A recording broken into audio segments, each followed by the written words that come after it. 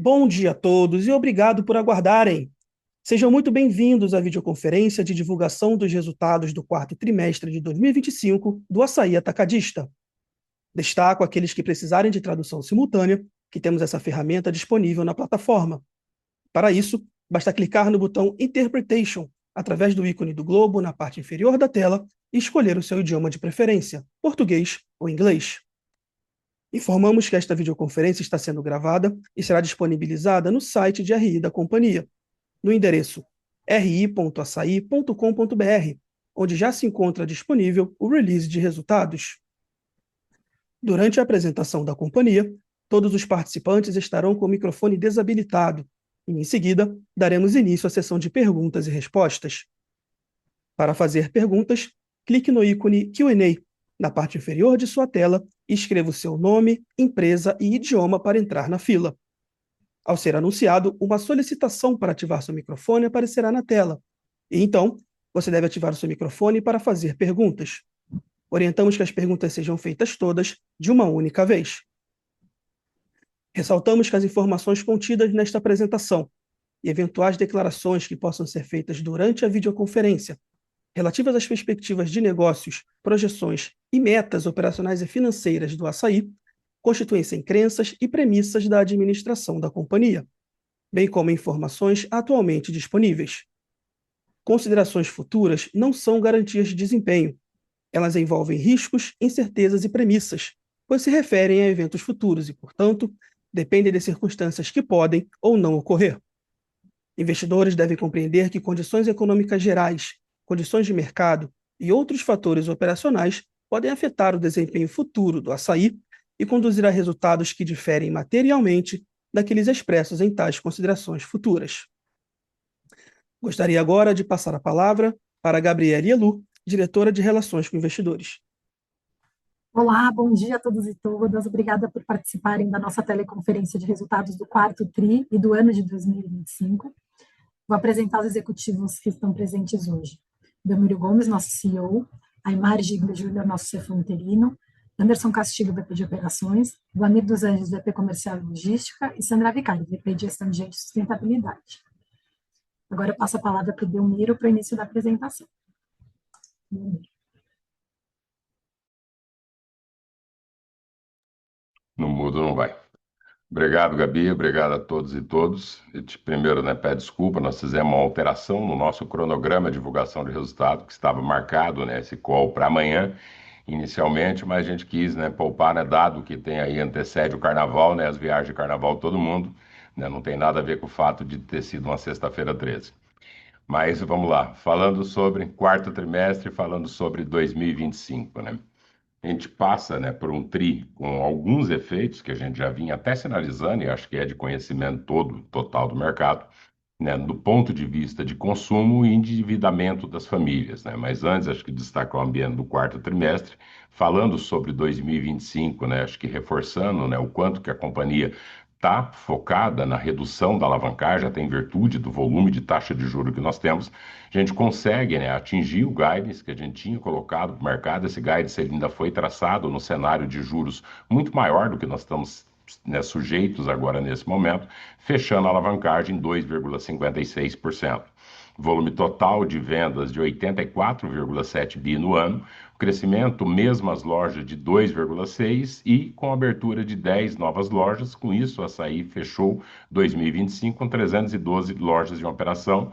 Conseguimos fazer, pela maturação, execução comercial, um novo sistema de price que a gente vem implementando, mesmo com alguns fatores, com vento contrário, que eu vou explicar um pouco mais à frente, uma evolução importante de margem de 0,3 pontos percentuais dentro do ano de 2025.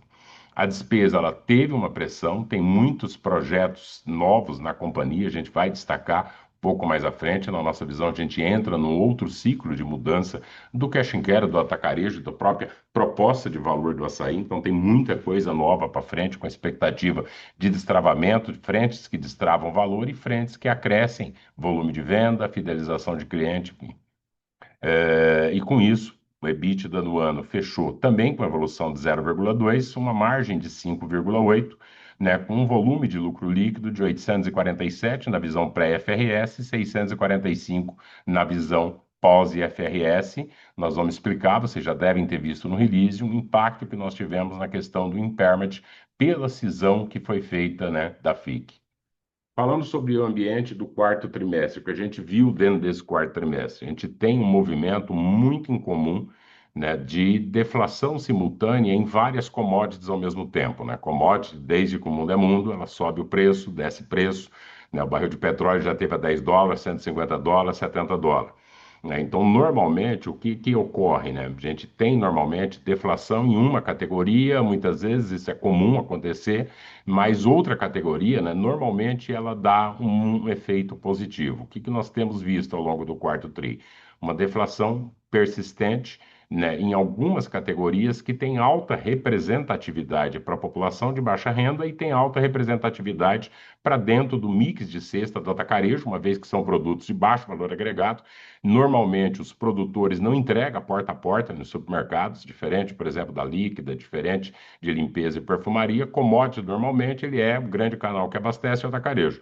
Na medida que a commodity cai, né, e aí, destacando, a gente tem, né, vocês estão vendo na tela, arroz, ele fechou o ano com uma queda de 37% em relação ao período anterior, o leite com 16% de queda, açúcar com 11% de queda, feijão com 10% de queda, trigo também, que não está aí, mas ele fechou também com quase 5% de queda, dentro de uma variação normal, e obviamente isso, na medida que essa categoria tem uma alta participação, isso vai refletir no volume de venda. Por isso que a gente trouxe do quarto tri a abertura do que seria o volume, ou seja, em tonelagem, nós aumentamos a venda em quilos em relação ao ano passado. Mas, obviamente, com a categoria tão importante deflacionando nesse momento, o volume nominal de venda, e isso vai explicar por que mesmo com ganho de volume, o Mesmas Lojas fica abaixo do que seria do IPCA, uma vez da dinâmica e o quanto a gente está exposto dentro dessa commodity. Um outro fator que a gente vem destacando, tem um dado dentro do release, que é o que a gente vem destacando um pouco a questão do efeito CAR, do juro inflacionário. Né? Muita gente vai ter a impressão, falar, ah, moça, aí vai reclamar de juro porque está alavancado. Mas independentemente disso, né? Quando a gente olha para dentro do mix de compra das cestas da população, a gente tem visto uma ampliação do ponto de vista que a gente nunca viu antes, que é o quê? Quando você olha os formatos que atendem a alta renda, eles continuam ganhando volume e continuam ganhando valor de venda, até por troca para produtos mais caros. Então, no quarto tri, pelos dados da Nielsen, a gente vê os formatos voltados à alta renda no alimentar com crescimento de 4%. Quando a gente olha esses mesmos formatos que normalmente se abastecem conosco, que é onde a gente vê uma persistência do trade-down, esses formatos caem 9% em relação ao ano passado. Então, né, para não falar, mas obviamente a alta renda consome mais que a baixa renda. Sim, mas já era a base do ano passado e a variação, o 4% e o 9%, é uma variação, um lado positivo e o outro lado negativo em relação ao ano anterior.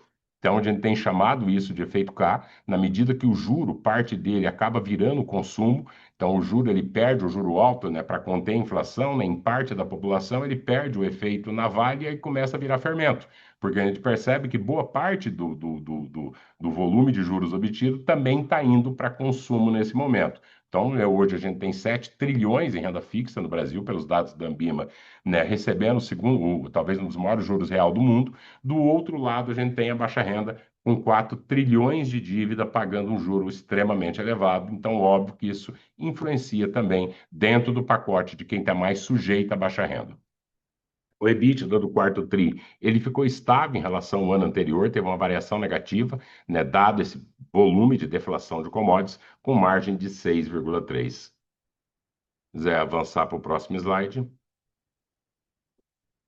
Que esse é o que o Aymar vai poder destacar, né, dado o esforço que nós temos feito aí em alavancagem, do ponto de vista de dívida, né, de como ficou, tira do mundo isso. Com você, Aymar. Bom dia a todos, obrigado pela presença aqui. Com esse contexto todo que o Belmiro descreveu, a companhia conseguiu, em 2025, reduzir sua dívida líquida, né? A dívida líquida foi reduzida em 1,2 bilhões, né? E um ano que Pelo nosso julgamento, foi um ano muito positivo em termos de geração de caixa operacional, uma alta conversão do EBITDA em caixa, 3,7 bilhões de geração de caixa, né? Essa geração de caixa foi suficiente para pagar o CAPEX, foi suficiente para pagar os serviços da dívida e os dividendos, né? E ainda teve um caixa final gerado de praticamente 600 bilhões de reais. Isso combinado com uma redução de antecipação de recebíveis explica a variação de 1,2 bilhão, né, na dívida líquida da companhia, que resultou nessa alavancagem aqui do lado direito do chart, do slide, de 256, né? A gente atinge aquele guidance dado lá atrás de uma alavancagem, um índice de alavancagem em torno de 2,60, fizemos esse 2,56, né? Para 2026, a ideia é que essa disciplina financeira e esse esforço na redução da alavancagem seja não só permaneça, como seja até intensificado no sentido de várias ações que podem impactar positivamente nessa redução, como, por exemplo, um CAPEX que a gente estimou em 700 milhões, a gente está mantendo, embora a gente tenha já dado uma nova expectativa de novas lojas, 5 novas lojas, né? Obviamente que os 700 milhões, nesse momento, ele permanece porque as 5 novas lojas contra as 10 anteriores eram BTS, de forma que o equipamento dessas lojas, que seria um investimento contido aqui nos 700, a gente está mantendo aqui, tendo em vista todos os novos projetos que a gente está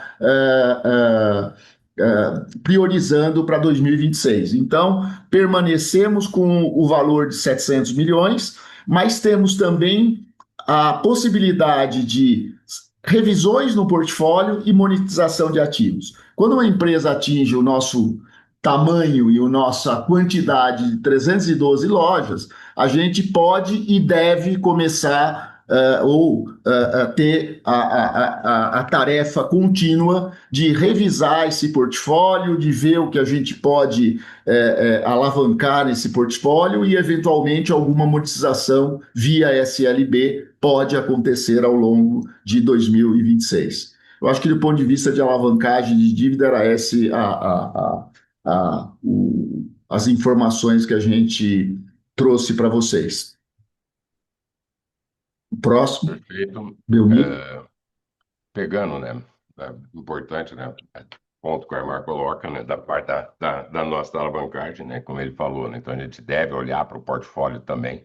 Então, mudanças, né? A companhia está muito focada para reduzir a alavancagem, né? Focada para reduzir a alavancagem, mas isso, né? Esse foco não faz com que a companhia deixe de continuar a crescer. De que forma que isso ocorre? Obviamente, né, todo mundo sabe, né, que o atacarejo passou e o açaí por um ciclo muito forte de expansão, né, se tornou hoje a empresa com a marca mais valiosa dentro do varejo alimentar e é com o maior fluxo de cliente em loja física do Brasil. Então, a gente já tem sinalizado, né, as iniciativas que a gente tem feito para quê? Para aumentar o share of wallet. Então, várias das iniciativas e de projetos que a companhia tem como foco e investimento nesse momento visa isso. Então aqui a gente traz um que foi, né, até polêmico quando foi inserido, que foi a questão do açougue, do fatiamento, que representa hoje 5% da venda total do açaí, mas é 5% de uma companhia que fatura quase 90 bilhões de reais. Então 5% você dividir por quilo, isso faz com que, né, e esse projeto fez com que o açaí se tornasse o maior vendedor de proteínas da América do Sul, né? Então, ou seja, foi um projeto desafiador, era um projeto que tinha até um certo volume de CAPEX, a implantação de açougue e fatiamento, ele tem um custo mais elevado, mas foi também, na nossa visão, uma maneira de se adaptar a uma mudança, uma tendência que agora se acelera, que é uma tendência de troca dos carboidratos, né, uma redução do volume de carboidrato e aumento do consumo de proteínas. Então, né, esses dois projetos serviram para reforçar o posicionamento da companhia dentro desse ponto, como diz o Vladimir, né? Só de ovo a gente vende 1,2 bilhão por ano, e é uma categoria, né? Tanto que a gente viu, né, a queda do preço de arroz, mas tem outras categorias, já não perdeu volume, que obviamente elas estão crescendo dentro desse momento. E aqui eu gostaria de passar de forma rápida por algum, relembrar e dar um status para vocês de como que está cada uma das avenidas de crescimento que a companhia, né, tem nesse momento. Qual que é a grande da onde a gente se alicerça? Nos 40 milhões de pessoas que passam mensalmente nas lojas do Açaí.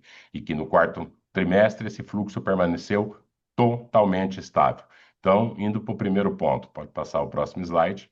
Vocês devem ter visto que a gente anunciou, né, uma parceria ontem com o Mercado Livre, a estreia do açaí no Marketplace através do modelo de fulfillment. Tivemos, né, uma dificuldade, o alimentar como um todo, de ter uma operação de e-commerce própria rentável para vender todo o sortimento do produto.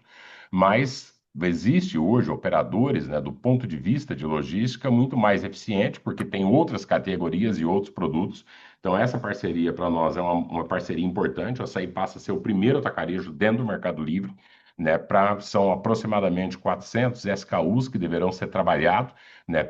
Obviamente, são produtos não perecíveis, aonde, né, por ser um dos maiores operadores no formato alimentar, a gente tem condições de preço diferenciado. Acredito que é uma parceria importante, porque a gente passa a contar com um novo pilar no canal digital.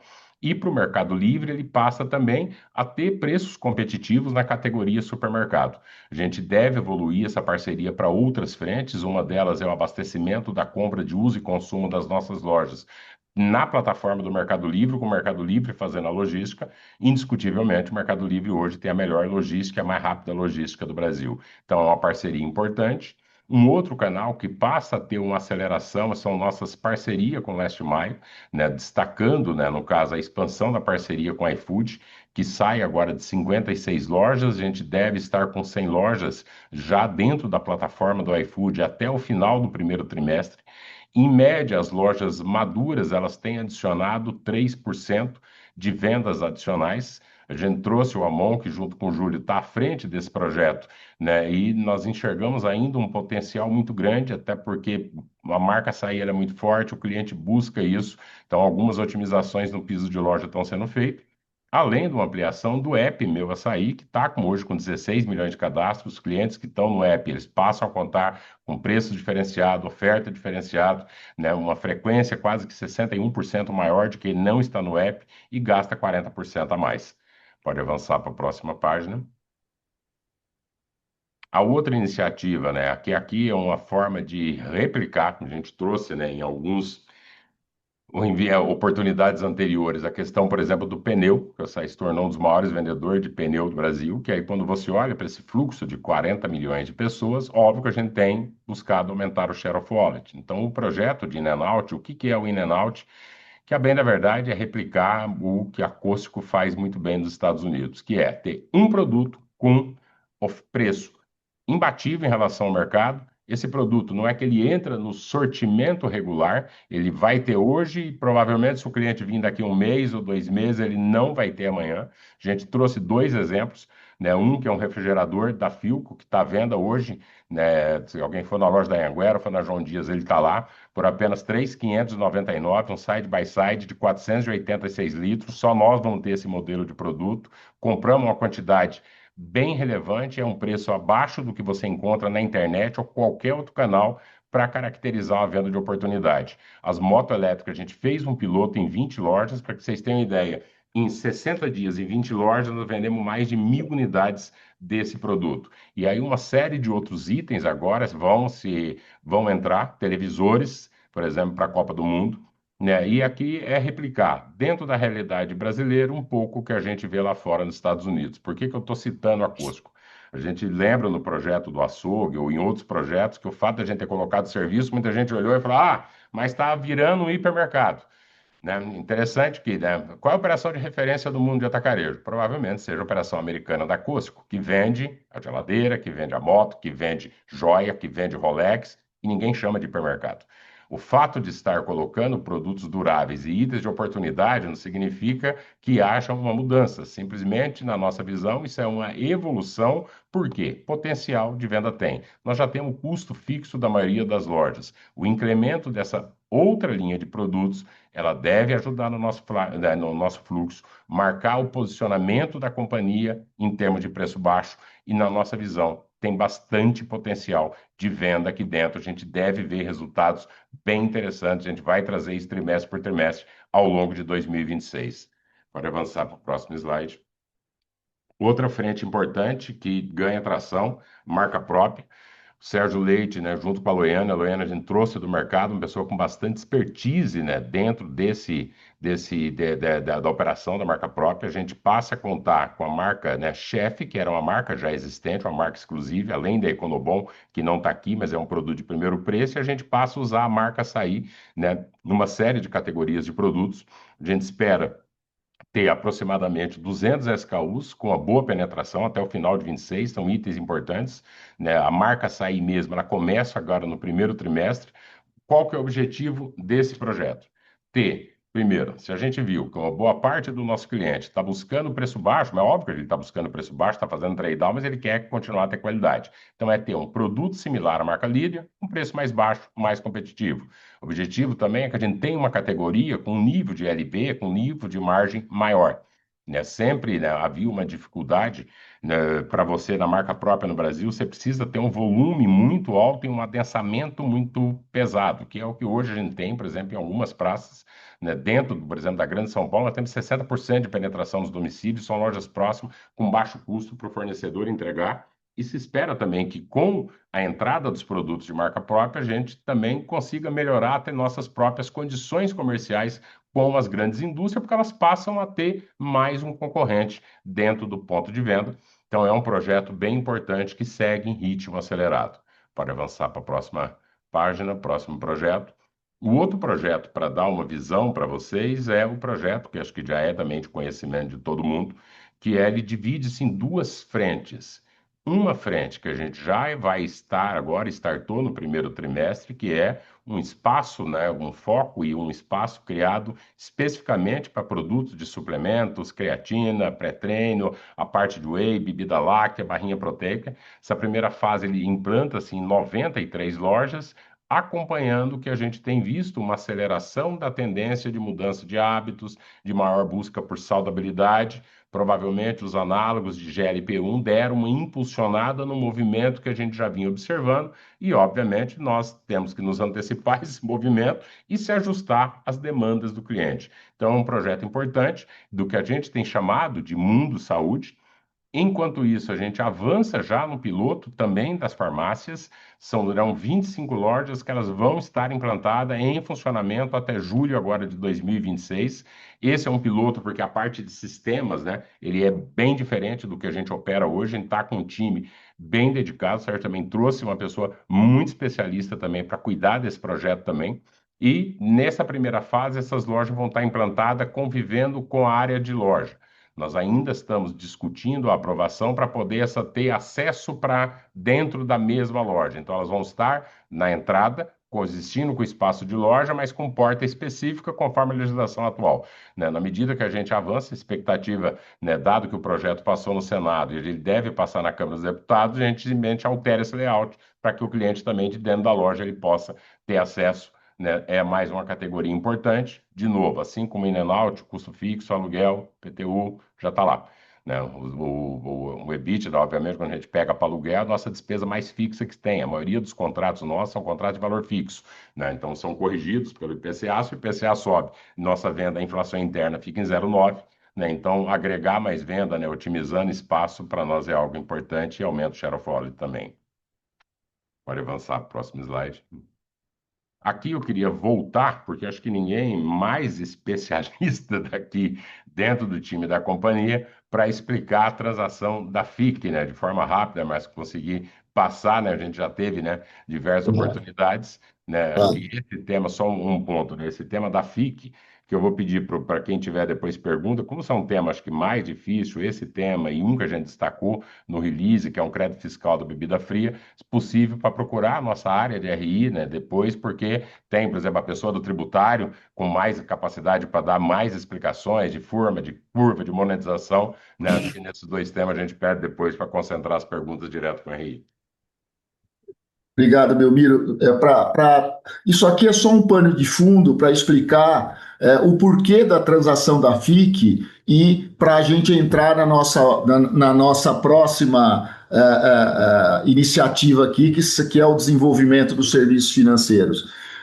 A gente já falou ao longo do tempo, a gente tinha a FIC, era uma financeira que começou com o GPA e Itaú lá em 2004, e que ao longo do tempo ela ganhou complexidade porque se agregou Casas Bahia, na realidade antigamente, lá atrás Ponto Frio, e depois da cisão Açaí GPA, o Açaí virou também sócio da FIC. Então, nos últimos 5 anos, vamos dizer assim, a gente tinha 3 varejistas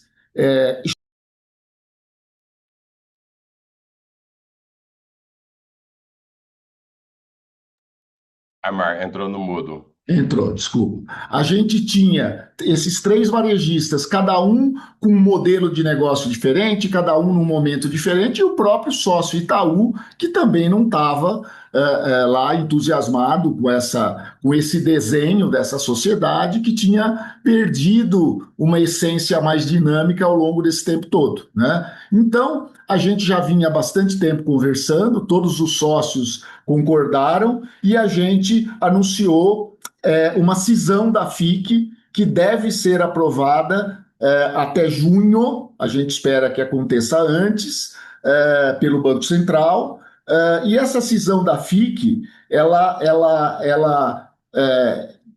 configura a saída de GPA e de Casas Bahia da FIC, e nós, Açaí e Itaú, continuamos com a FIC mais 2 anos, até porque a gente valoriza muito o nosso cartão Passaí e essa parceria que nós temos com o Itaú. O que acontece no momento dessa aprovação é que a gente fica com a capacidade, com a permissão de explorar uma série de outros produtos que na atual parceria não era foco, não era muito interesse, justificadamente pelo sócio, etc., mas que a gente agora pode, a partir da aprovação do Banco Central, mesmo dentro desse período de 2 anos, explorar de forma imediata. O principal produto que a gente pretende... e aí eu já estou entrando no próximo slide, mas dizendo então que essa fase da FIC termina em 2028. Lá em 2028 a gente poderá fazer um novo cartão para substituir o cartão Passaí, que continua absolutamente válido, funcionando com as mesmas características, com a mesma geração de valor para a companhia e para os clientes, geração de valor essa que principalmente a proposta de valor que é paga pela FIC, que é o cliente poder comprar uma unidade pelo preço de atacado, o cliente do cartão Passaí pagando com o cartão Passaí, e a equivalência patrimonial que vamos continuar junto com o Itaú recebendo ao longo desse tempo, desta FIC remanescente, com uma nossa nova participação nesse novo desenho de 40%, né?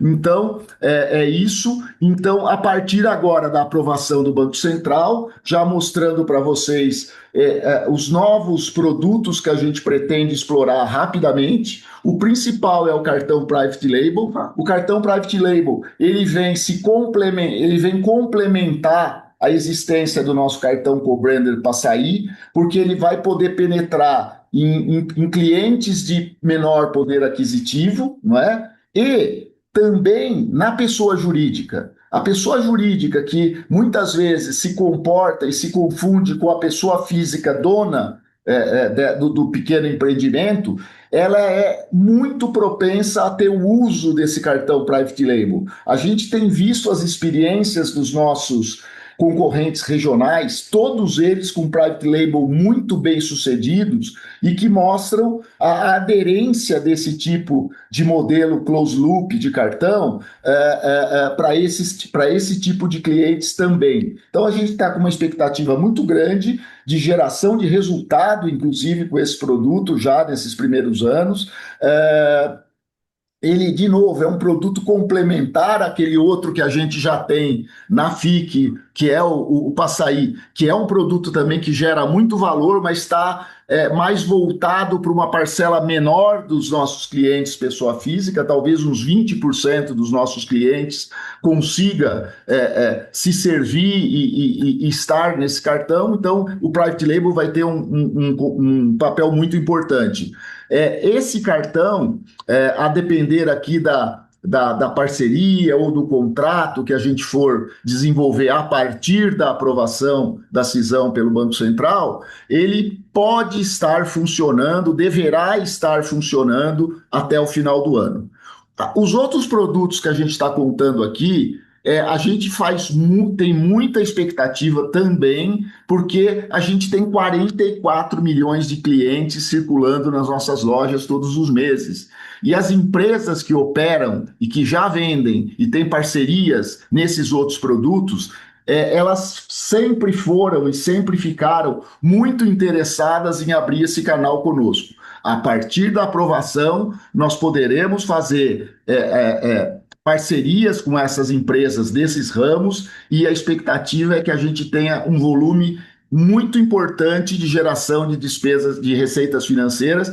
Essas receitas todas em assistências, consórcios e seguros são receitas baseadas em FII de venda, em originação. A gente não quer aqui ter empresa de consórcio, empresa de seguro, nada disso. A gente é um originador, um provedor desses serviços para os nossos clientes. A gente entende que tem sim uma demanda muito reprimida desses produtos massificados aqui no Brasil, e embora o contexto de renda reduzida, etc., esses produtos têm seu lugar e têm sua utilidade, né? Então, a gente está pondo bastante expectativa nisso aqui também. E outras soluções digitais também para o PJ, todos esses produtos conectados e incluídos no nosso aplicativo. A nossa ideia é que o nosso cliente, através do aplicativo Meu Passaí, tenha esses outros produtos embedados lá dentro do aplicativo, né? E a iniciativa de adquirência, a maquininha Açaí Pay, já está em piloto. Esse piloto já entra em algumas lojas para que a gente tenha rapidamente 1.000 clientes já utilizando a maquininha, e a partir do momento que essa primeira fase desses 1.000 clientes esteja num estado de operação que a gente entenda que é bom, que é ideal, a gente faz o rollout para as outras lojas todas ainda em 2026. Lembrando que a ideia aqui estamos fazendo com uma parceria, o funding, o desconto, o processamento está todo a cargo dessa empresa parceira, e a gente quer, como resultado final dessa iniciativa, realmente ter um relacionamento com esse PJ e poder fazer iniciativas que façam esse PJ da nossa maquininha ter vantagens exclusivas aqui dentro da loja, não só genéricas, mas muito conectadas com o seu ramo. Então, o transformador ter vantagens específicas naquilo que ele transforma e assim por diante. Então, este é o plano para 2026 dos serviços financeiros, criando aqui esse novo ecossistema dentro da companhia a partir da aprovação do Banco Central. Obrigado, Hermar. Volta um slide ainda, só um ponto, né, que assim, né, mudou muito esse mercado, né, para ter ideia, né? Acho que a FIC, né, ela tinha a sua aderência, né? O açaí, como nós temos 42% da venda feita para público PJ, os outros 58% pessoas físicas em todas as classes sociais. No fim, o Passaí ele era aderente para aproximadamente 20% do nosso público, que não é trivial. Então, ou seja, estamos falando aí de 8 milhões de pessoas, tanto que ele gera uma receita e vai continuar gerando uma receita de mais de 150 milhões líquida por ano, entre a equivalência e a proposta de valor, né, ter os impostos, Mas a gente ficou, agora abre uma oportunidade para os outros 80, né? Esse é um mercado que mudou muito com o crescimento dos bancos digitais. As instituições elas não precisam tanto da operação de varejo para poder ter acesso. Mas no caso específico do atacarejo, o private label e a maquininha, ele vai nos permitir chegar onde sempre, na nossa visão, teve a maior oportunidade não explorada, que é no público pessoa jurídica e nos donos desses comércios que têm preferência, né, a fazer alguma operação de crédito dentro do próprio comércio. Então, esses dois produtos, na nossa visão, eles têm um potencial muito maior do que a receita que a gente tem atualmente. A gente vai estar trabalhando para ter alguma coisa em pé até 2020, até o final já desse ano, do ponto de vista de private label. Antes de passar para o próximo slide, vocês devem ter visto também na semana passada um comunicado da chegada do novo CFO, o Rafael Sachete. Ele vai se juntar ao time do Assaí na segunda quinzena de março, né? Ele tinha também um período de encerramento das atividades na outra companhia que ele estava. Então, daqui a uns dias a gente vai ter um novo CFO para poder estar nos apoiando. Eu acho que é uma figura que vai ajudar bastante o Assaí do ponto de vista de disciplina, de capital, vai ser mais um reforço do time. Queria aproveitar esse momento público para agradecer o Aimar, né, pelo período, embora ele continue, tem que trabalhar até março, né, como interino, né, e vai estar envolvido em projetos muito relevantes da companhia. Então, muitos de vocês tiveram contato e vão continuar tendo contato com o Aimar nessa parte de serviço financeiro, mas queria publicamente agradecer ao Aimar pelo esforço, pelo trabalho, frentes importantes, pelo acompanhamento, por estar aí com dois chapéus aí, equilibrando mais de um prato ao mesmo tempo aí na função. Aimar, muito obrigado. Em nome do Assaí, dos acionistas do Assaí e de todo o time. Obrigado, Belmiro. Foi um período bem importante e pode contar comigo aí para os próximos projetos.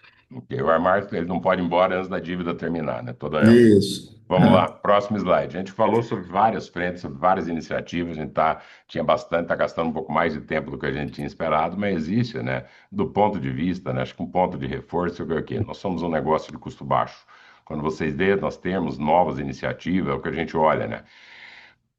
O SG&A do Assaí está estável desde 2011, então, ou seja, nós continuamos evoluindo, mantendo um custo baixo. Então, do mesmo jeito, né, que quando a gente olha para novas categorias, mesmo a gente está buscando diluir despesa e que, obviamente, a margem incremental ela seja pelo menos igual ou superior ao que nós temos hoje, né, e sem descuidar da disciplina do ponto de vista de despesa. Há uma série de projetos na companhia nesse momento, né, buscando redução de custo, projetos de reavaliação de tamanho de estrutura, dado que a gente entra num ciclo expansionário muito diferente do que a gente tinha anteriormente. Então, a gente deve fazer nesse primeiro trimestre uma readequação, isso dentro do quadro. Há uma série de projetos importantes na parte mesmo da própria operação, que é o fiscal remoto, né? Com isso aqui, você tem uma central que atende a demanda da operadora de caixa, ao invés de ter uma pessoa fisicamente por loja. Isso reduziu o tempo de atendimento de mais de 2 minutos e meio para 22 segundos. Né? Tá com outro piloto, né, que a gente está fazendo o processamento do recebimento, em vez de ter um quadro por loja, dado que a tecnologia hoje você tem facilidade para lançamento de nota e recepção, uma mudança no nosso sistema de segurança, usando um maior uso de câmeras e diminuindo a quantidade de pessoas que a gente tem, fazendo até um nível de cobertura melhor. Tem projeto que a gente destacou no Investor Day, né, na parte de precificação. A gente tem usado, né, começado um uso, né, avançado da inteligência artificial. Acho que quando ele teve o maior ganho até agora foi dentro da nossa área de marketing, onde a gente consegue criar em 2 minutos um vídeo direcionado para aquela loja com a figura, com a personalidade, com o preço, né, já para colocar tanto na televisão aberta como nas redes sociais, né, com bastante ganho de produtividade. Então a companhia ela está muito voltada. A gente entra agora com um novo sistema de gestão de gente que vai também simplificar esse ecossistema a parte de seleção, treinamento dentro do sistema da LG que está em implantação nesse momento. Então, ou seja, né, tem uma série de frentes buscando, né, reduzir custo operacional e despesa, dado que a gente ainda está num período deflacionário nas commodities. Também, não menos importante, para avançar para o próximo slide, a gente mantém as nossas iniciativas do ponto de vista de ESG, né? Obviamente, a companhia ela recebeu de novo uma série de prêmios, reconhecimentos, em benefício do tempo. A gente também está destacado isso dentro do release, né? Vários deles do ponto de vista de posicionamento de marca, de respeito ao consumidor, companhia de capital aberto, consistência de trabalho, né? E além de uma série de frentes que o Assaí é referência do ponto de vista de ESG, seja uma inclusão de pessoas negras na liderança, número de mulheres na liderança, um trabalho forte que a gente tem feito de colaboradores e imigrantes, refugiados, além de outras iniciativas que nós temos feito dentro desse momento. Obrigado a todas e todas e já vou passar direto, Gabi, né, para abrir para perguntas e respostas, em benefício do tempo. Agora começaremos a sessão de perguntas e respostas. Lembrando que para fazer perguntas, vocês devem clicar no ícone Q&A na parte inferior da tela e escrever o seu nome, empresa e idioma para entrar na fila. Ao ser anunciado, uma solicitação para ativar seu microfone aparecerá na tela. E então, você deve ativar o seu microfone para fazer perguntas. Solicitamos, por gentileza, que as perguntas sejam feitas todas de uma única vez. Dando início, a nossa primeira pergunta vem da Daniela Eiger, XP. Dani, pode prosseguir, por favor. Oi, bom dia, pessoal. Obrigada por pegar minha pergunta. Eu tenho algumas do meu lado, mas eu vou me ater a duas, porque para deixar outras para meus colegas. A primeira, do lado de dinâmica de mercado, né, Belmiro? Você tem sido muito vocal sobre todos os desafios, né, que a gente tem visto, do lado de poder de compra, a própria deflação de alimentos. E chama atenção aí, olhando o que a gente já sabia, né, do TRI passado, o same store de 5% em outubro, e aí vocês, né, com esse same store de 1, mas aí ao mesmo tempo vocês trazendo essa variável de crescimento de volume. Se você puder nos ajudar um pouco a equacionar aí como a gente pode pensar olhando para frente, você também está trazendo essa frente aí de suplementos que eu acho super interessante, né, dado o movimento que a gente tem visto muito grande do lado do consumidor. Então, um pouquinho assim, como que está a expectativa na cabeça de vocês, olhando aí ao longo do ano nesses componentes de volume, preço, enfim, eu acho que seria bacana ouvir do teu lado. E aí a minha segunda é em relação ao comentário de vocês de revisão de portfólio, né? O que a gente pode pensar aqui? Seria uma venda de algum grupo de lojas em uma região ou cidade específica? Seria fechamento de fato? E aí também que perfil de lojas seriam esses? São lojas que são ou com um modelo mais, enfim, ultrapassado ao que vocês estão buscando hoje? Seria com rentabilidade pior? Então, enfim, tudo que você puder dividir com a gente aqui, eu acho que seria bacana. Obrigada e parabéns aí pelo resultado. Obrigado, Dani. Olhando do ponto de vista, né, a gente trouxe os dados do volume do quarto TRI, porque né, a cesta do atacarejo está muito diferente, né, como eu falei. Acho que o primeiro motivo, a gente tem um descolamento entre alta renda e baixa renda, que para quem está no mercado há muito tempo, ele tem sido inédito. Então, ou seja, normalmente você já tem você já tem a diferença de performance, mas não tão elevada como a gente viu nesse momento. Então, você ainda tem um movimento muito forte de trade-down. Quando você olha para aqueles que nós abrimos no release, os formatos caindo 9 de baixa renda, não é que ele está vendendo menos em quilo, ele está vendendo produto mais barato. Então, você está por isso que a gente chamou de efeito K, porque você vê totalmente o oposto. A alta renda, né? O Brasil é um país de desigualdade, às vezes a gente se esquece disso, né? Principalmente no caso do atacarejo, que ele é muito presente em todas as classes sociais, diferente, por exemplo, do varejo, que normalmente você nicha num fluxo, num público, um Sam's Club, por exemplo, né? Ele vai, normalmente o cliente tem um perfil parecido, então isso segue. No nosso caso, a gente tem vários movimentos acontecendo ao mesmo tempo, né? Um que a gente tem destacado, que é essa perda de poder de compra de baixa renda pelo nível de endividamento. As bets que ainda, né, infelizmente, com a Copa do Mundo isso pode ter um outro pico, mas, ou seja, as bets que ainda continua tirando muito recurso, é que a gente está se acostumando, né, mas isso tem impactado, né, especialmente na região nordeste do Brasil. Então, você percebe o cliente comprando, trocando, ainda fazendo troca de marca, em loja de alta renda você vê um movimento exatamente o oposto. Então, por isso que a gente trouxe o volume, por quê? Obviamente, se você tem uma deflação muito elevada com várias commodities ao mesmo tempo, você vai ter essa variação do mesmo jeito que quando tem a inflação na commodity, nós somos beneficiados. Então, por isso que a gente quis destacar que tanto o fluxo como o volume no quarto trimestre ele é crescente. Agora, nós estamos no que a gente tem visto, uma aceleração de mudanças de consumo e tendência, né? Viu que a gente tem sido vocal nisso na questão do carboidrato e de proteína. Então, por isso também a companhia ela está posicionada, ela está atenta a isso. Acho que a gente vai ter um movimento, né, ao longo de 2026, né, de migração, acho que cada vez mais acelerada entre o consumo de carbo para o consumo de proteína. Então, a gente está com uma série de iniciativas, seja para se antecipar, né, a mudança, e seja para se ajustar às mudanças do cliente. Normalmente, né, mudanças elas podem ser mais rápidas do que todo mundo estava esperando. A revisão de portfólio, né, na realidade, a gente passa, né, como o Aymar falou, nós passamos por um ciclo expansionário de mais de 312 lojas. Então, como se diz, o que a gente está olhando é para cada um, nosso posicionamento e cada uma da região. Pode ser que nesse estudo que a gente está fazendo, você tenha lojas, se ela tiver deficitária, aquela, e a gente não tiver plano, que ela pode ser fechada, pode ser vendida para outro tipo de formato de negócio, ou até regiões que nós crescemos muito, que você possa ter uma eventual sobreposição interna. Então, o que a gente vai buscar é otimizar com ganho de margem, então, ou seja, não está descartado uma revisão de portfólio, inclusive com ajuste no parque de loja e loja que possa não estar performando. Espero ter respondido, Dani. Respondeu sim, obrigada. Nossa próxima pergunta vem do Rodrigo Gastim, Itaú BBA. Rodrigo, por favor, pode prosseguir. Duas dúvidas aqui. A primeira delas, Belmiro, eu queria continuar conversando sobre esse tema de dinâmica de vendas. 26 deve ser um ano diferente, né? Um ano eleitoral, normalmente no eleitoral você tem uma atividade de consumo, né, melhor do que anos não eleitorais, né? Muito estímulo fiscal e tudo mais. E a gente está falando de uma categoria, obviamente, não discricionária, mas em que teve muito trade down nos últimos anos, como você bem mencionou, né?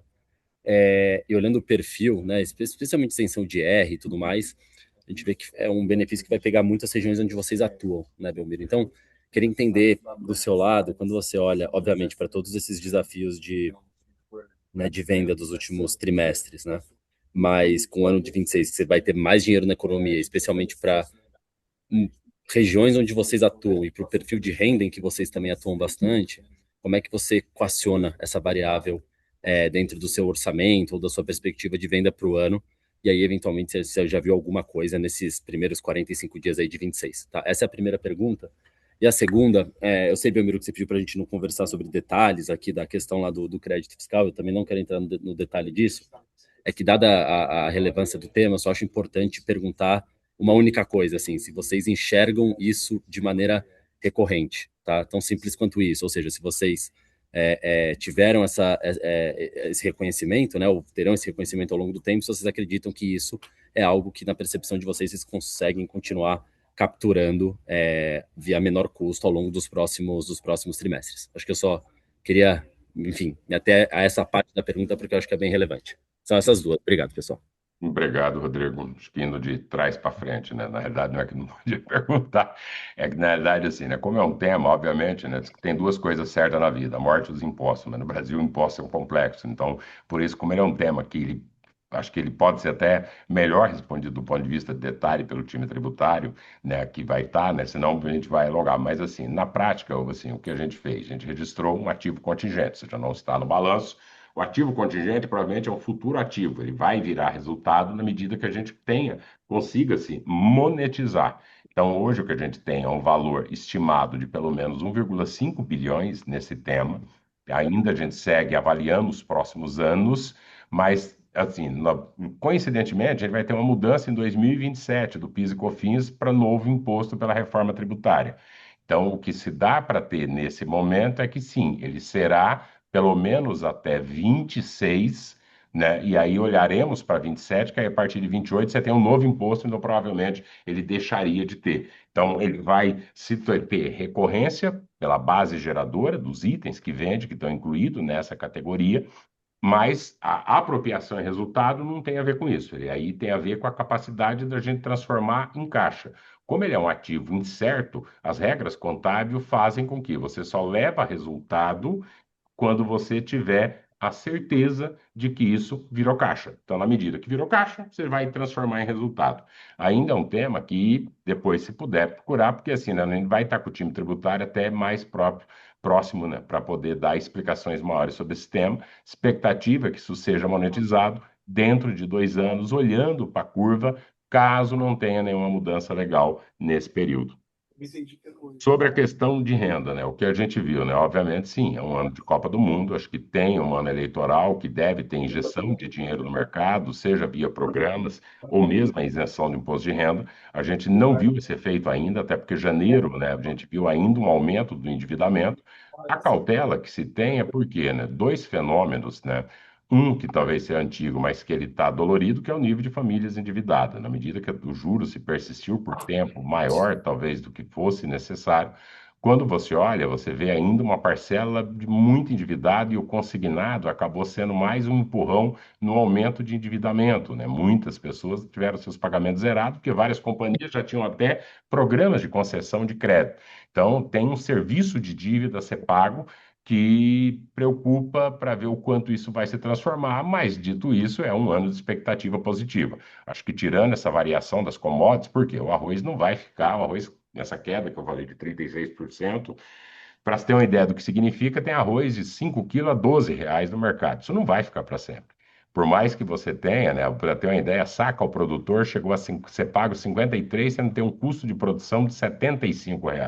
Então vai ter uma readequação, né, de preço, né? Que a commodity é um produto perecível, se ele caiu por uma série de fatores de mercado, você vai refletir em venda, mas não significa que isso é uma nova base de preço.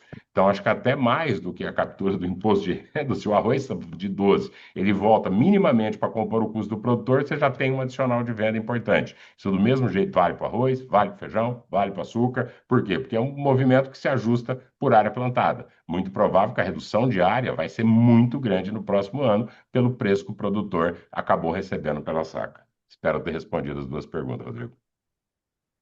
Show, Belmiro, super claro. Obrigado pela resposta. A nossa próxima pergunta vem do Joseph Giordano, JP Morgan. Joseph, habilitaremos seu áudio para que você possa prosseguir.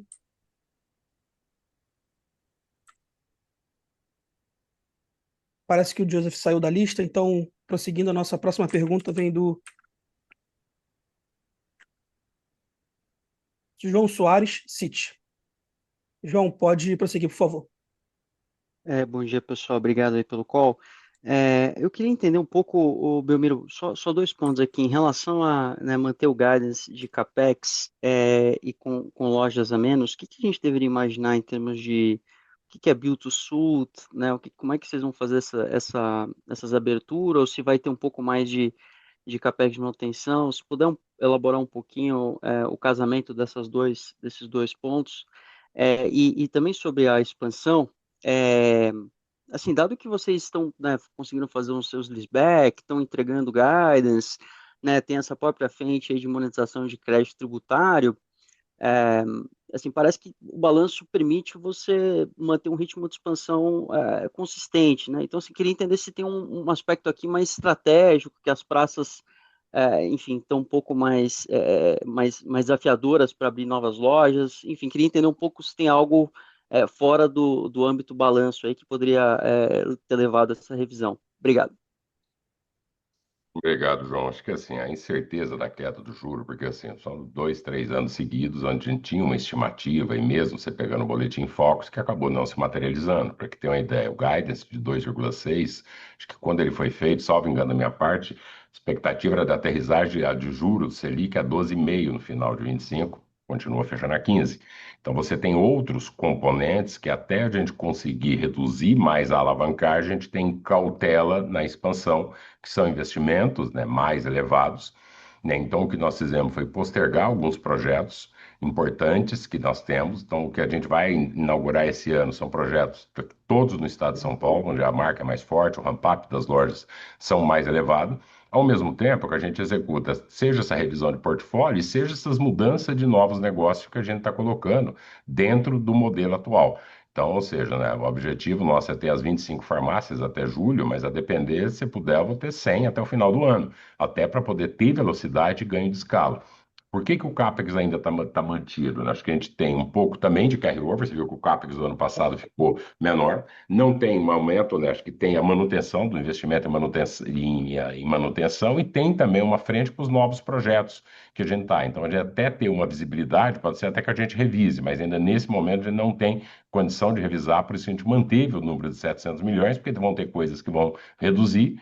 Parte também da boa parte das 10 lojas a gente já estava fazendo com capital de terceiro, então não necessariamente reduzir a quantidade de loja, você reduz proporcionalmente em CAPEX, né? Mas nesse momento ainda o que a gente tem são esses 700 milhões de CAPEX. Então tem investimento forte em tecnologia também que está sendo feito, mesmo nas áreas de separação, né, de picking da parceria com a iFood ou a operação do Rappi, né? Tem novos trabalhos que a gente vai estar fazendo em loja, então por isso a gente ainda não quis mexer nesse número. Prefiro que o mercado trabalhe com esse número, né, até o momento.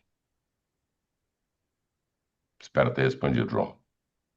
Não, respondeu dois follow-ups rápidos. Em relação ao que a gente deveria assumir mais ou menos como CAPEX médio por essas lojas e se vale a pena manter os 10 aberturas 27 para frente.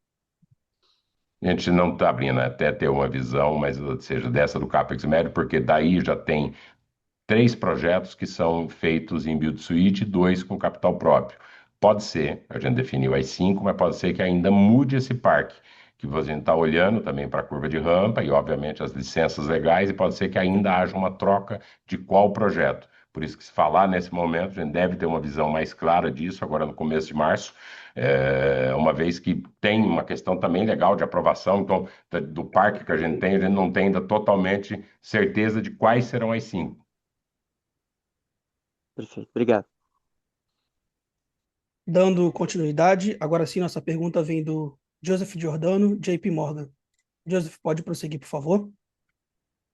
Olá, bom dia a todos. Obrigado pela pergunta. Queria explorar um pouquinho, Belmiro, a agenda de eficiência, né? Então, acho que talvez é um ano meio incerto do top line. A gente tem visto a empresa trabalhar bastante no G&A. Então, eu queria separar essa pergunta aqui, talvez em 3 pedaços. Então, a primeira delas, né? Olhando para a linha de selling, onde a gente está hoje versus o que talvez seria o nível ideal, né, de headcount por loja. Esse seria o primeiro ponto. Segundo ponto, do lado do G&A, né? Entendo que a empresa fez um trabalho de eficiência corporativa relevante em janeiro. Então, se você pudesse compartilhar o que poderia ser ganho advindo dessa linha.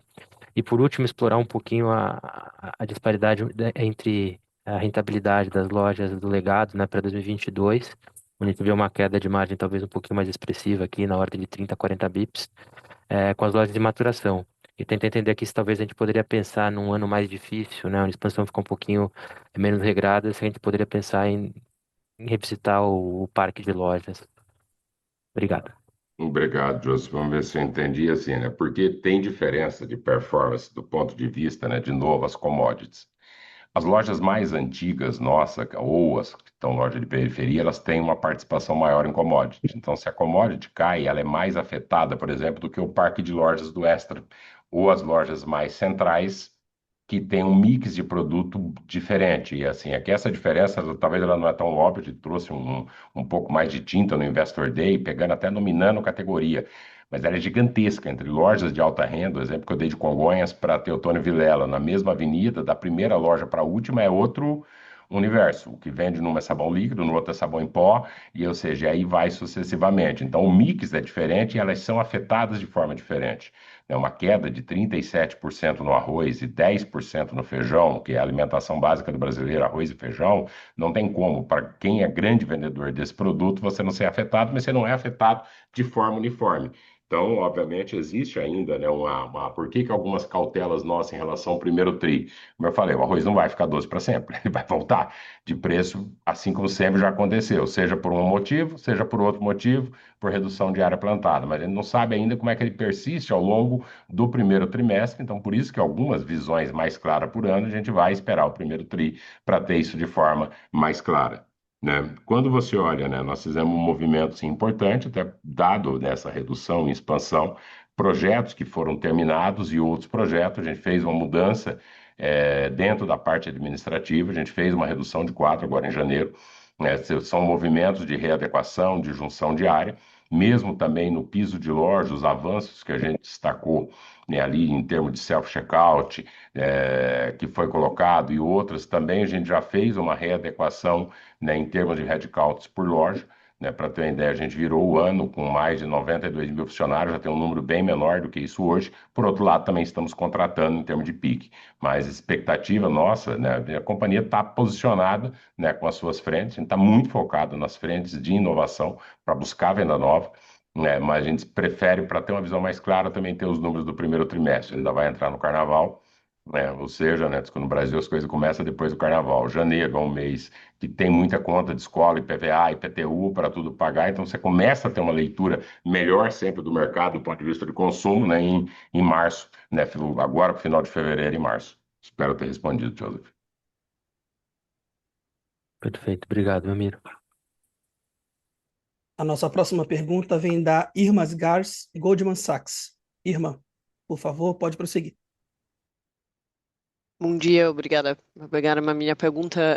Duas perguntas rápidas sobre a parceria com a Mercado Livre. Eu queria só entender um pouco, duas perguntas, se puder comentar um pouco sobre como a gente deveria pensar sobre a rentabilidade dessas vendas feitas através da plataforma e também sobre como que a gente deveria pensar sobre isso, que se isso vai ser vendas incrementais ou potencialmente também uma migração de venda de loja para o online.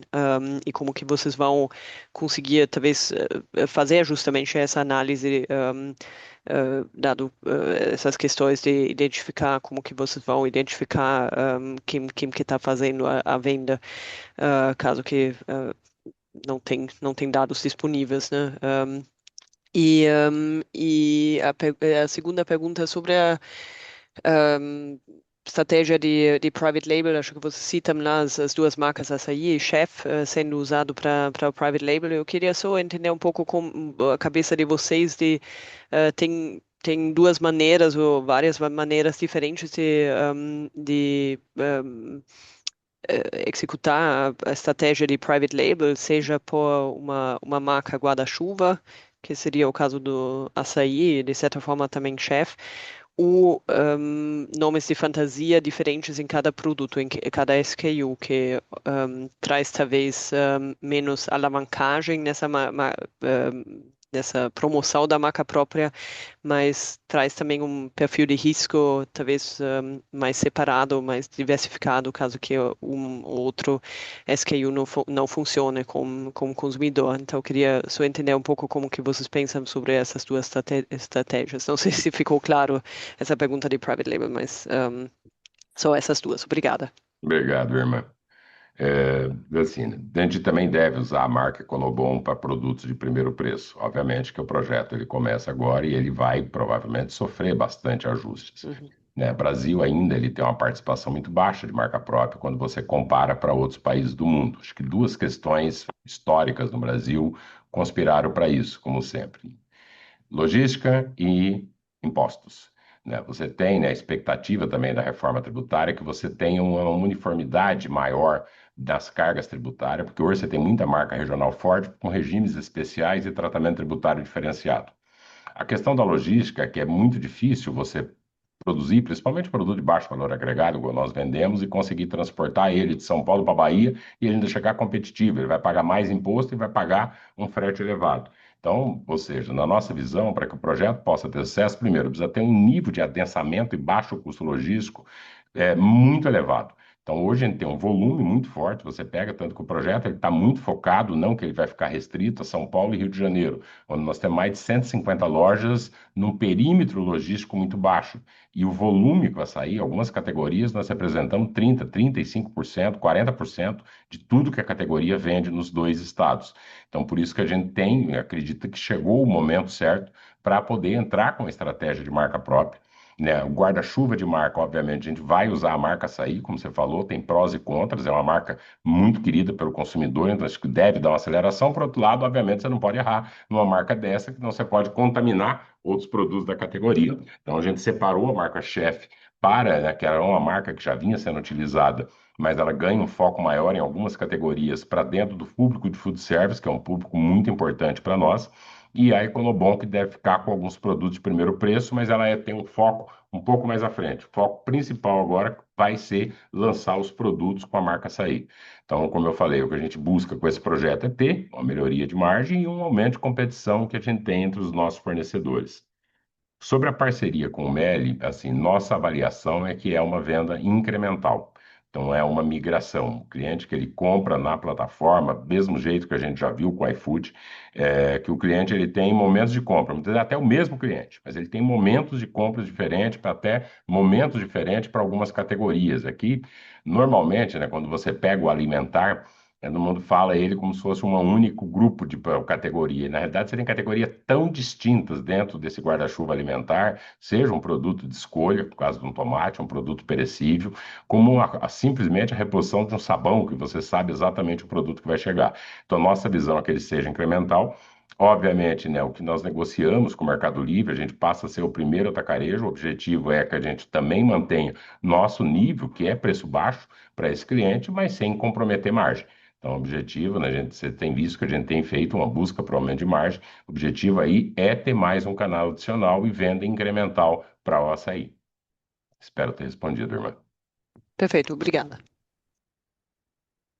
Nossa próxima pergunta vem do Lucas Esteves, Santander. Lucas, por favor, pode prosseguir. Bom dia, Belmiro, Aimar. Obrigado aí pela oportunidade. Tem uma pergunta aqui que a gente observou que um fator relevante na geração de caixa do período foi um aumento nas receitas a apropriar relacionadas a contratos comerciais com fornecedores, tanto para locação de espaços de mídia, exposição de produtos e outras ações comerciais. Vocês poderiam comentar um pouco se essa expansão reflete uma tendência estrutural e como a gente deve pensar sobre recorrência dessa geração de caixa olhando para frente? Lucas, vou passar para o Vlamir, que teve uma negociação diferenciada que foi feita, achou algo muito assertivo que o Vlamir conduziu, que acabou dando essa impressão na realidade. Vlamir, você está aí, se puder responder sobre o backlight. Olá, bom dia a todos. Obrigado pela pergunta, Lucas. Na verdade, o efeito é só no balanço, né? O efeito é só contábil. A gente negociava os contratos de backlight, enfim, de fornecedores, alocação das pontas de gôndola, anualmente. E esse ano a gente tomou a decisão, até dado o cenário, a dificuldade que a gente tem no mercado, de trabalhar isso, ao invés de fazer o contrato anual, nós fizemos um contrato bianual. Em detrimento disso, aumentou-se a receita no balanço, mas para efeito caixa, zero.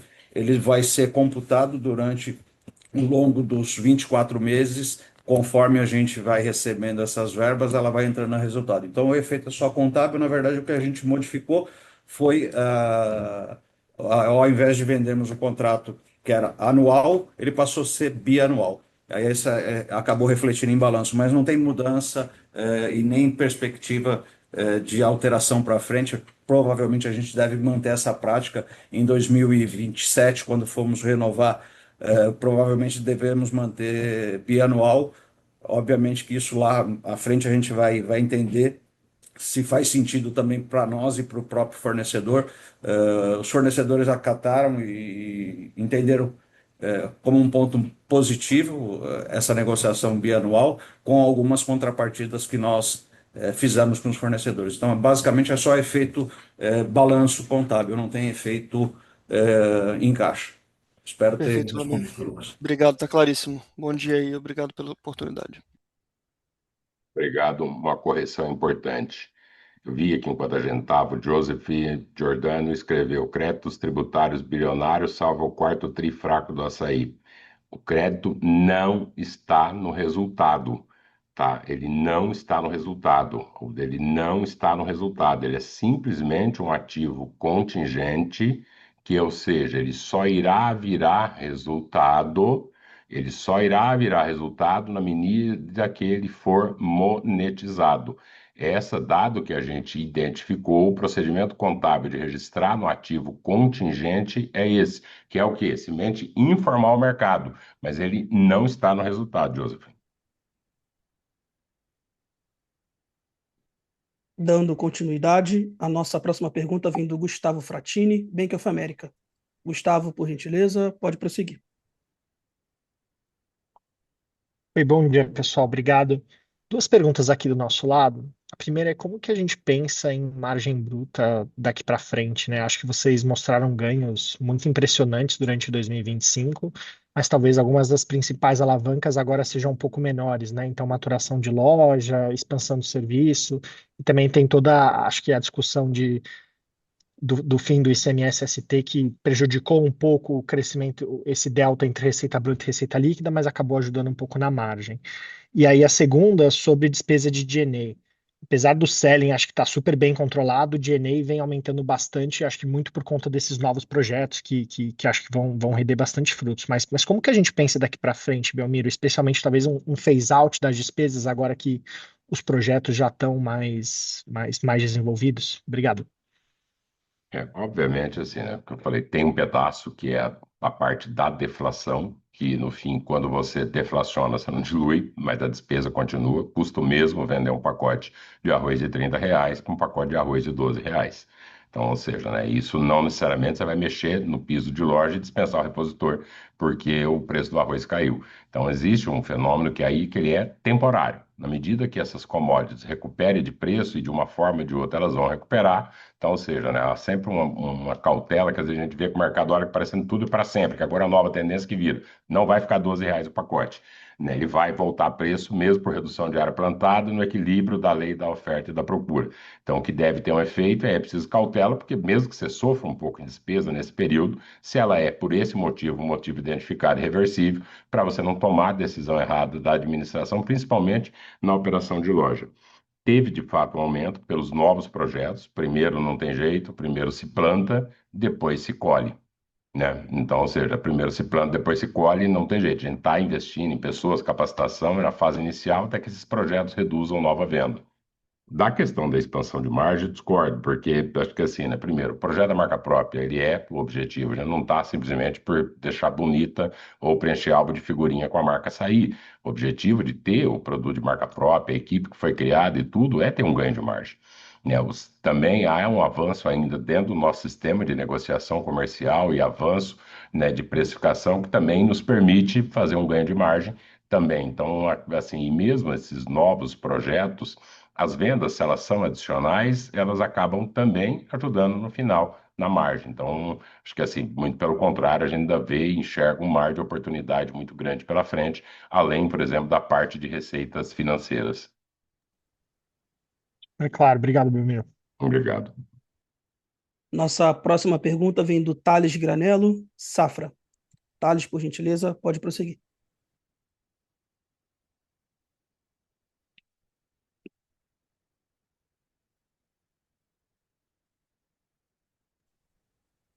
Thales, pode prosseguir, por favor.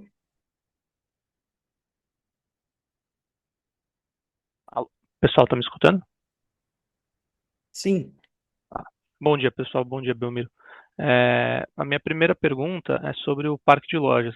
Queria saber hoje quantas lojas estão sendo reavaliadas dentro da companhia, se puder abrir, e se existem hoje lojas deficitárias ou não, e se tem alguma praça específica que tem sido mais difícil que essas lojas deveriam ser reavaliadas. E a outra pergunta é sobre a escala 5x2. A gente tem visto algumas notícias, né, algumas empresas, inclusive do setor, já testando o modelo, e eu queria entender, dentro da Açaí hoje, pensando na redução de quadro de funcionários que foi feito agora no começo do ano, como ela conversa com isso e se você consegue reajustar teu quadro com essa nova escala do jeito que está hoje, ou se você precisaria no futuro aumentar a representatividade de funcionários. Obrigado, Thales. Indo pelo contrário, né? Escala 5x2. Obviamente, sim, a gente tem acompanhado o tema, a gente vê alguns pilotos sendo feitos para outras, mas a maioria em companhia de varejo, a gente não viu nenhum piloto em companhia de atacado. Né? É um tema que tem ganho de força, acho que vai ser uma pauta, né, política muito forte, uma demanda muito forte, né, nesse ano, que obviamente a gente pode. Não vou meter a cumbuca nessa se está certo ou se está errada a mão nessa cumbuca. Mas o que eu quero dizer é o seguinte: se isso vir para todo mundo, o atacarejo a gente tem uma despesa de mão de obra menor do que o varejo.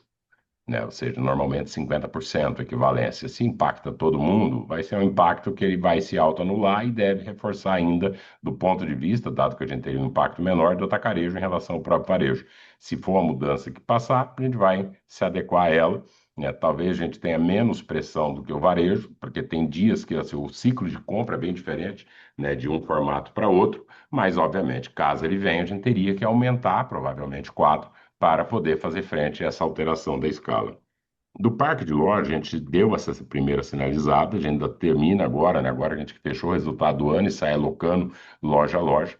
né? Então, é possível que tenha alguns fechamentos, margem mesmo de contribuição negativa, a gente tem é bem ínfimo, menos de 0,5% da venda, mas, obviamente, a gente vai estar reavaliando o parque, a gente deve trazer mais dados disso dentro do primeiro trimestre. Tá certo, Belmiro, obrigado.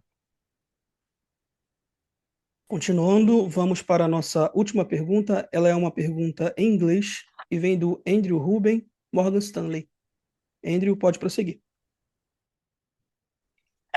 Great. Thanks for taking the question. Maybe could we get an update on how you see the B2B business first, just a general view on the health of the B2B customer set overall, and then second, as some food categories go into deflation, any relevant behavior changes you're seeing from B2B customers, if that's having an impact on results, would be curious to understand it. Thank you.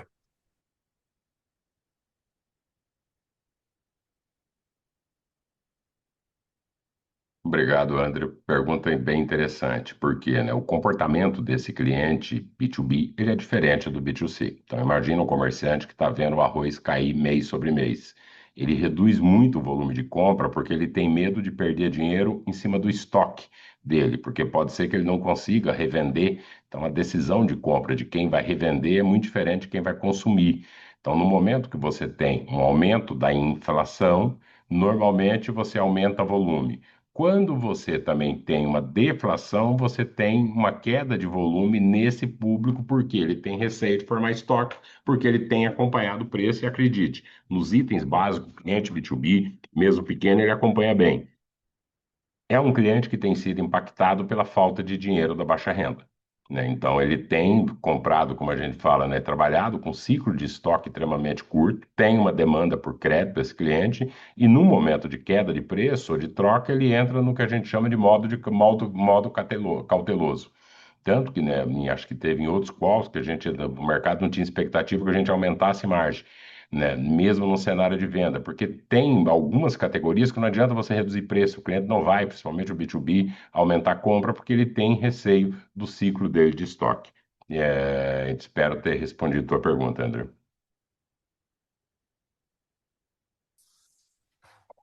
Thank you. Yes. A sessão de perguntas e respostas está encerrada. E agora gostaríamos de passar a palavra para as considerações finais da companhia.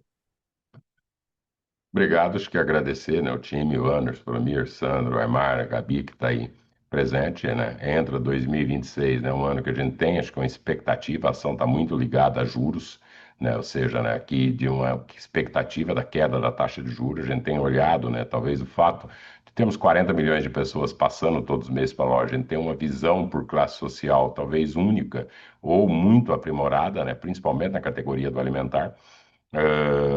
Então, na nossa visão, né, eu tenho destacado bastante essa questão do efeito, porque a gente tem visto a baixa renda sofrendo bastante. Então, tem essa expectativa, mas de modo geral, né, acho que assim, né, o açaí ele segue em transformação. Acho que é um ano que tem seus desafios, a gente tem algumas incertezas, eu falei o caso do Promode, a gente reflete ele, mas a companhia está com uma série de novos projetos, de novas iniciativas, para poder se alavancar e continuar entregando, né, satisfação para o cliente, satisfação para os nossos acionistas. Queria agradecer o time pelo ano de 2025 e entramos em 2026, né, uma menção também, né, o apoio que a gente tem recebido do nosso conselho de administração, né, dentro desses projetos, essas mudanças de posicionamento que vão fazer com que final do ano a gente tenha uma companhia muito diferente do que a gente tem hoje. Muito obrigado a todos e todas. A videoconferência de resultados referentes ao quarto trimestre de 2025 do Açaí está encerrada. O Departamento de Relações com Investidores está à disposição para responder as demais dúvidas e questões. Muito obrigado aos participantes e tenham todos um excelente dia.